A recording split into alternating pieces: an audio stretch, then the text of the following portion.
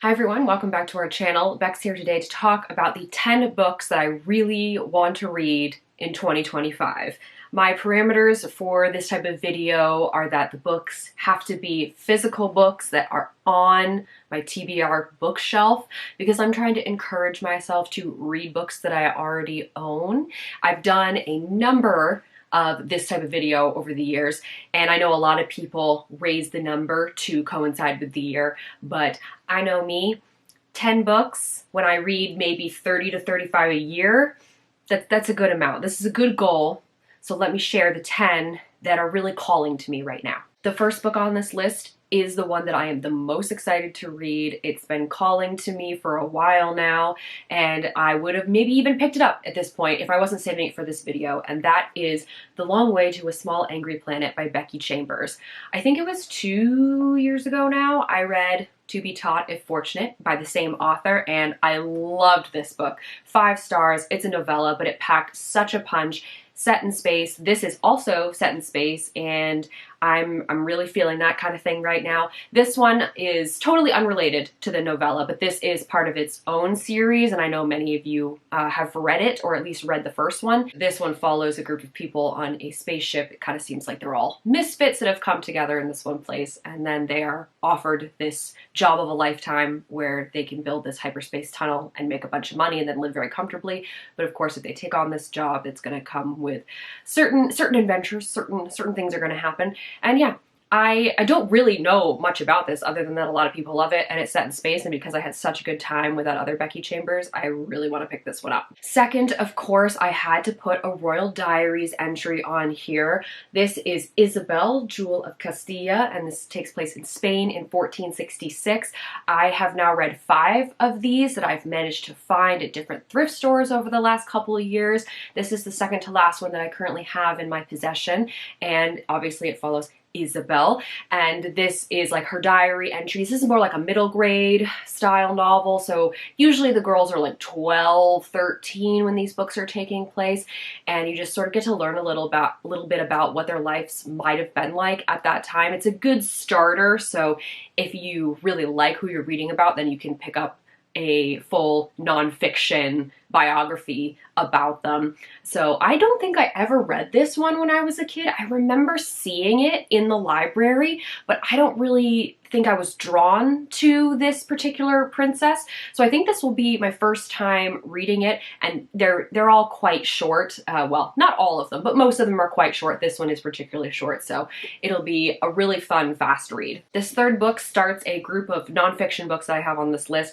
I would really like to finally read The Secret Lives of Color by Kassia St. Clair. This is one of those books that you can pick up and put down very easily. As you can see, the pages are colors, and it's all corresponding to the particular color that we're talking about, such as they have orange here, and then they have a bunch of different types of orange like saffron, amber, ginger, etc. And you kind of learn the details of maybe how that color came to be, or sort of the historical associations with it. At the beginning, they do have stuff about how we see color. So yeah, I love the way it looks on my shelves. My friend has read this book. She first heard about it from me, read it, and is still bothering me a little bit about the fact that I haven't actually read it yet. So yeah, you know, that's pretty classic though for me. So yeah, but I do really want to pick this one up, and it can be one of those books that just be like the bedside table book, and I can just read a couple entries every so often, and then yeah, eventually I'll finish it. This is the one book that was on my 2024 list that I still really want to read, that I haven't read yet, because I didn't get to all of them, of course. And I still really want to read The Spy and the Traitor, the greatest espionage story of the Cold War by Ben MacIntyre. I finished watching The Americans this year, and I have been feeling the urge to pick this one up because of watching that TV show and it taking place in the 80s and it being about, you know, KGB, like sleeper spies, basically.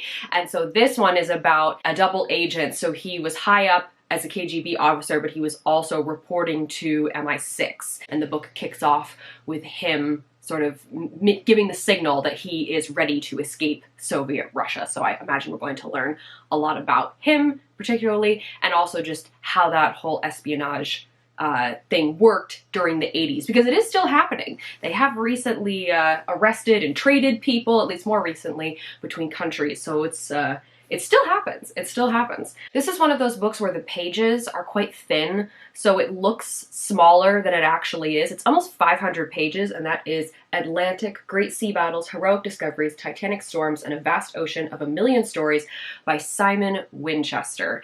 Now, I have been needing to read this book for a while because it was technically the third book that Les picked out for me to read for the Shelf Sisters series, round 2, which, yeah, both of us have not completed either of our assigned books at this point. I think we each have one left, and this one's mine. Les picked this out for me because she's interested in this topic, and so if I read the book and I like it, I can prompt her to pick it up as well. This will go through the whole history of the Atlantic and all of the battles that happened on there, the trade routes, just the passages of people, and I'm sure some of the creatures that live down there, just a lot of information. And like I said, it doesn't look like it's particularly long, but the pages are really thin. So yeah, it'll be a bit of a chunker to get through, even though it doesn't look like it. Next, I have a newer book to me, and that is Unwell Women, Misdiagnosis and Myth in a Man-Made World by Elinor Cleghorn. This is a book that Les sent me for my birthday this year, and it was a book that was on my Goodreads wish list. I really wanted to own it, so of course now I'm excited to actually read it now that it's on my TBR bookshelf. This one just looks at the history of misdiagnosis of women throughout like all the way back to ancient Greece, talking about the wandering womb and hysteria. And this is coming from the author's own experience of dealing with an autoimmune disorder, but then before she realized what it was, just being continually misdiagnosed or being told it was all in her head. And this sort of sent her down a path of researching how women have experienced this throughout history. So I'm sure it'll make me very mad to read, but a very interesting topic to me. This is one that most of you will probably recognize and many of you will probably have read, and that is Book Lovers by Emily Henry. I spotted this one at a thrift store, and I have not read an Emily Henry book yet, so this will be my first foray into her world. This is one that I've generally heard really good things about. Like, I feel like this is one of her higher ranked ones, more or less. I feel like a lot of people who have read all of her books have a ranking of where they think they all fall, and this one seems to generally be on the higher end, so I have decently high hopes for it. I never want to get my hopes too high for a romance because it is not a genre that I tend to read, and so sometimes I'm picky. I get the, the secondhand embarrassment, the cringe, whatever. So hopefully this will be pretty good for me. Our two main characters in this one are a literary agent and an editor, so they're both in the book world, and our main character, the woman, she goes on this vacation with her sister, like she's finally convinced to take this vacation, and then she ends up running into this guy over and over again. So their meet cutes have never been very cute, apparently. But yeah, so I'm looking forward to testing this one out and seeing if I can become an Emily Henry fan. This is also a newer book on my shelf. It is Book and Dagger, How Scholars and Librarians Became the Unlikely Spies of World War II by Elyse Graham. This is one that I actually requested from the publisher, which I rarely do, but this seemed like it would be perfect for me. So we've got a nonfiction book, and it is going to follow a few different people who were contracted by the OSS, which is the Office of Strategic Services, which is a precursor to the CIA, and this is during World War II. So they were recruiting academics, people, professors, librarians, historians, to feed information back to the Allies, which I think is really cool.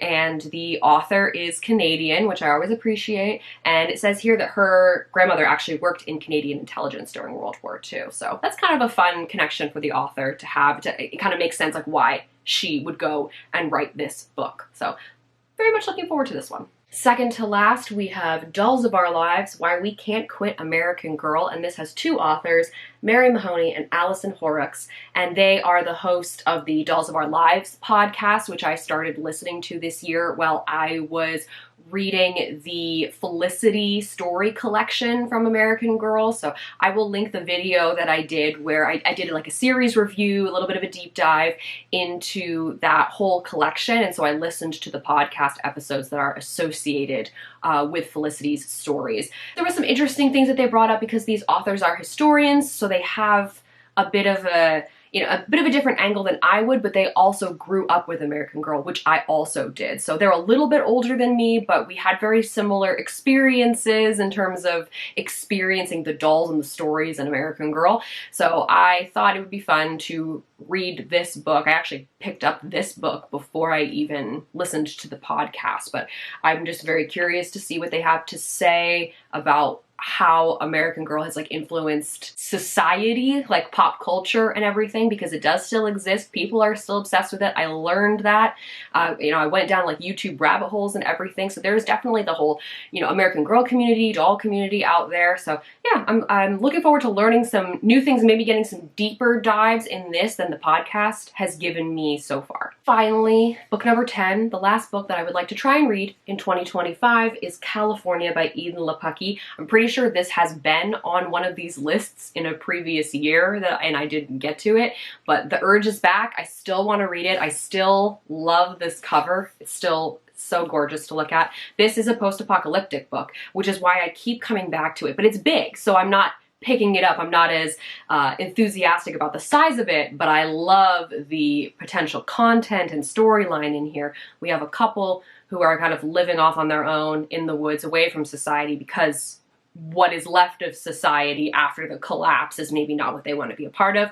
But then the woman of the couple gets pregnant and they decide that maybe they should go be part of a bigger community just in case something happens to her and just, you know, more protection and all that.